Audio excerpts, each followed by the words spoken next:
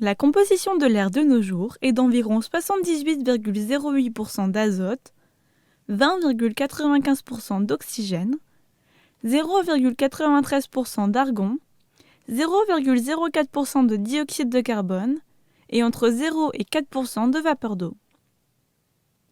L'azote, l'argon et l'oxygène peuvent être séparés de l'air par liquéfaction puis par distillation fractionnée. Tout d'abord, l'air est filtré pour retirer la poussière. Il est ensuite refroidi par étapes jusqu'à moins 200 degrés Celsius, température à laquelle l'air devient liquide.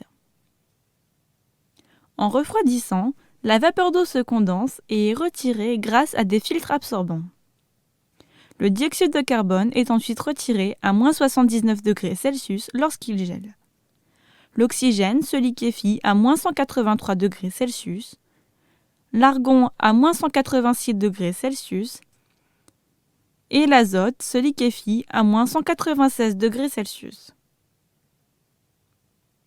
L'azote, l'argon et l'oxygène liquide sont ensuite séparés par distillation fractionnée. Observons ce processus en détail. Tout d'abord, comme nous l'avons déjà mentionné, l'air est refroidi à moins 200 degrés Celsius et est passé dans une colonne à fractionnement. Il est chauffé doucement.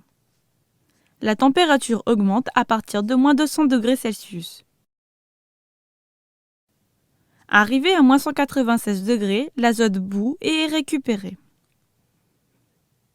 Arrivé à moins 186 degrés Celsius, l'argon bout et arrivé à moins 183 degrés Celsius, l'oxygène bout.